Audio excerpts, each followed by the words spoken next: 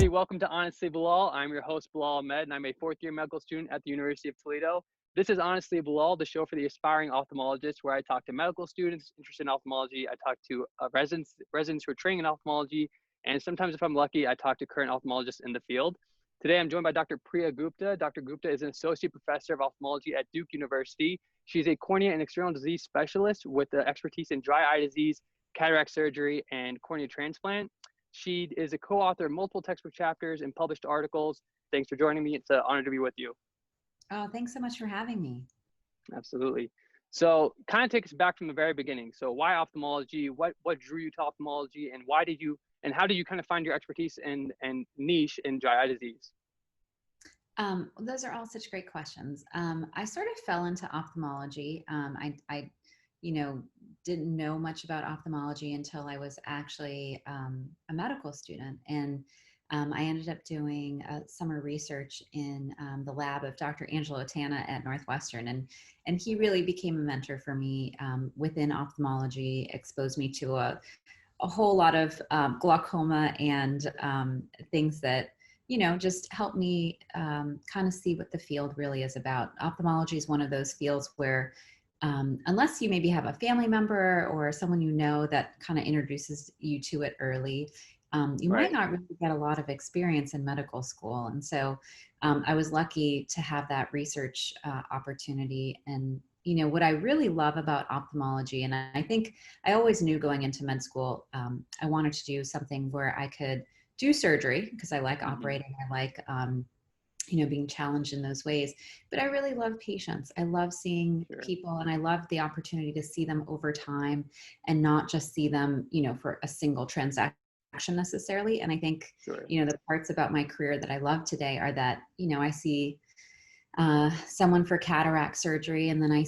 see their grandson for LASIK, and then I see their mom for dry eye, and then, it's just a forever loop that keeps giving back. And I think finding that personally rewarding, knowing that I find that rewarding, I think really helped me to kind of narrow down some of the fields, because there's so many surgical subspecialties out there, right? I mean, I think making that decision as a medical student is so hard, because you're often influenced by, people you meet or see along the way. I thought I wanted to do OB or urology for a little while. I was like, these people are so great. Like, they're all into things, and have lots of friends that are in those fields. My mom's an OB-GYN, but the choice of ophthalmology, I think, I've never looked back and said, oh gosh, I wish I didn't do that. Sure. And then obviously you did your fellowship in cornea and external disease, and then you're very, very world renowned for dry eye disease. It's something that you've published on and you've written extensively about. So kind of take us through how that developed as sort of your niche, and you found that, little pocket of something that you became very interested in. Absolutely. I don't know that many of us really know what we're going to specialize in, or subspecialize. And so when I joined the faculty at Duke University, this not quite a decade ago, it sounds weird to say that, it's when you're in an academic institution, everybody, even though you might have a common skill set, everybody sort of develops their own clinical or research interest, really. As part of my fellowship, I actually, when I was working with Dave Harden, we sort of took on learning about IPL to treat MGD. And so that was, something that was new, interesting, and wasn't something that was really being offered at Duke. There really was no one seeing dry eye patients. And so, I took it on and said, hey, if I don't like it, I can always change it. And I think that's kind of the scary thing when you're starting off. You wonder, like, oh my gosh, am I going to like it? Am I not going to like it? Is it going to fail? And I think that, some of the best advice looking back is just try things. There's nothing wrong with trying it. And if you don't like it, you can pivot and develop something else. And one thing that, when you're starting out your career, your first few years in practice, you have so much time and you just don't realize it. It takes time to build up a clinical practice. And as a result, you have a lot of extra time. And I think that, for me, what was so valuable was that I took that time to, maybe take advantage of opportunity. Hey, write this paper. Hey, let's do this Sure. research study. And I might have been more hands-on and doing a lot of the work for it, but I had the time and that really, um, when I look at like why are people that I respect successful, it's Sure. really fundamentally because they are there believing what they're doing, and they're doing the hard work. They're Hmm. producing some of the science behind it. They're helping to shape industry, and ultimately just being really true to yourself and true to what it is that you say and how you share that information is so important. Absolutely. And you kind of touched on how when there was it was an opportunity or a pocket of a chance for you to kind of develop something that people were looking for in that niche during that time at Duke, you kind of just jumped in and went headfirst into it. And I'm sure that was kind of a little bit fear inducing and a little bit of anxiety provoking. So how did your grit and persistence kind of carry you through that journey, and what did you develop in skills that you carry with you today? Absolutely. Grit and perseverance are two things that are easier said than done, but Yeah. so important. And I mean, I would say that almost everybody graduating from medical school has some level of grit and perseverance, right? Med Sure. Yeah. Yeah. school, Yeah. college, pre-med, MCAT, you know, Yeah. step one, step two, step three. I mean, there are constantly challenges ahead. And Right. so I think as a default, we're already primed for that. But Hmm. carrying it forward, I think is so important. And there really isn't this easy pathway, no matter what you Right. choose, no matter what you do. I think that you know holding your own self accountable, whether it's Hmm. for setting goals of, okay, I want to do this project, or I want to present my data at this meeting. I think those are Right. important goals, but more than anything, you have to be open minded enough to look for opportunities, but also to Hmm. create opportunities for yourself. A Sure. lot of the initial work that I did in the dry eye space, there just wasn't a lot in the literature.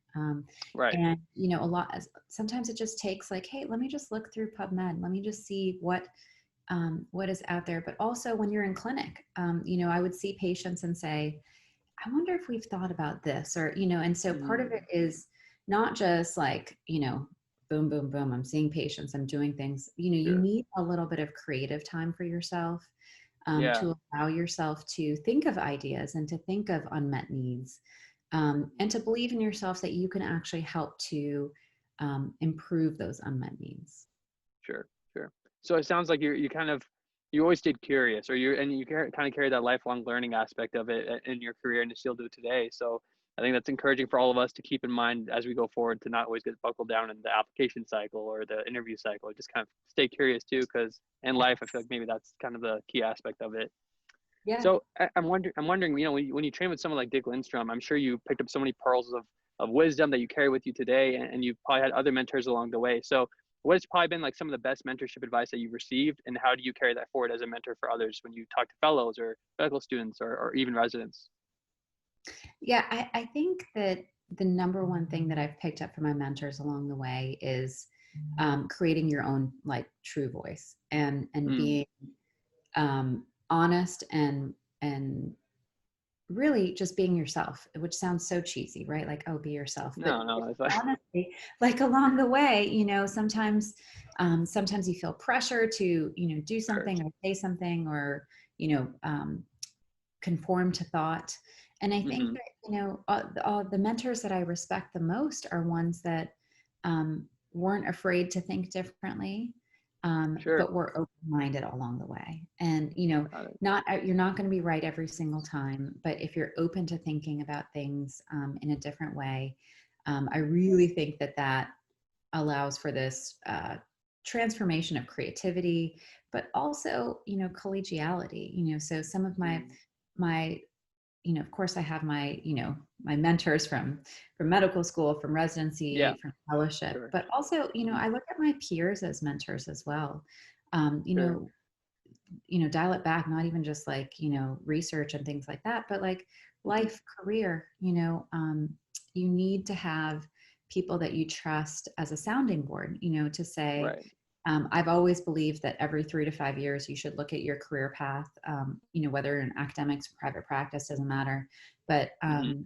reflect on, hey, are you happy? Are you achieving the goals that you have set forth for yourself, whatever those goals are, Right. and if you're not doing that constant reevaluation, then I think that, you're probably missing the opportunity to and better yourself, to improve something, to Hmm. change something. Sometimes we fear change Sure. irrationally. And Yeah. when we have peers, colleagues, mentors that we trust and value, I think, to me, that is a great pearl. Surround Mm. yourself with people that you trust and value, because Sure. they will help you. A career is not 1 or 2 years. We're talking about decades. And so, Yeah.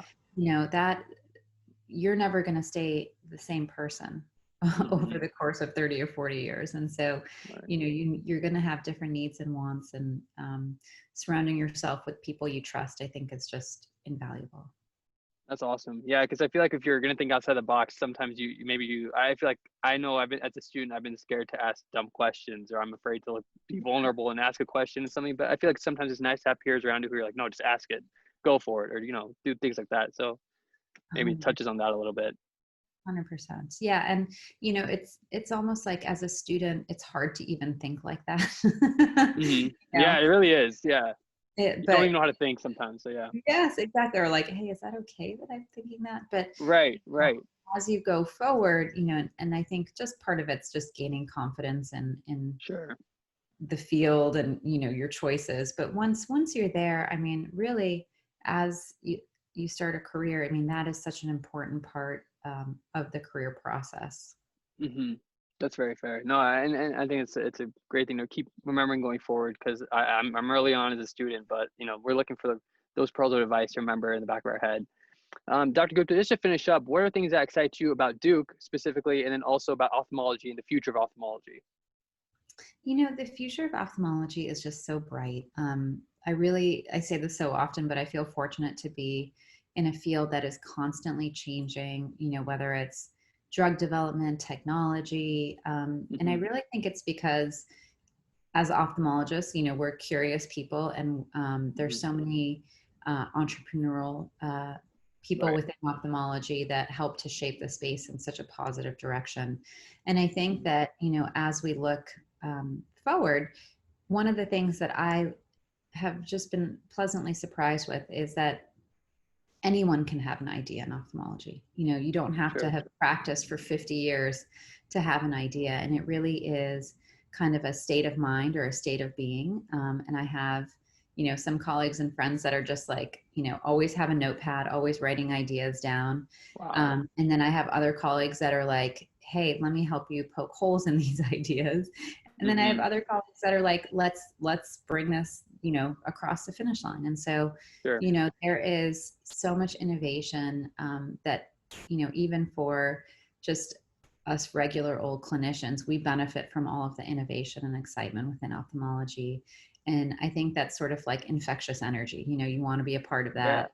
And gosh, ultimately, we're so lucky to be able to bring all that technology to patients and say, here, Hmm. we're going to improve your vision. So Sure. the future of ophthalmology is very bright with innovation, but it's also just so bright with that meaningful doctor patient interaction. And, Hmm. when I look at what motivates me most in my day, it's when I have a Hmm. patient that's just, regained their sight, super thankful, and, you've changed their life. So, Absolutely.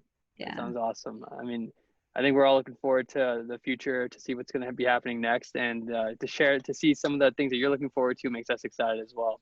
Dr. Gupta, it's been a pleasure to be with you. When I reached out to you on Twitter via direct message, I was just hoping to get a response, and you were so kind enough to respond to me and say you'd be glad to come on the show. So I'm looking forward to maybe talking with you again sometime, and sharing your pearls of wisdom with everybody else. So thank you again.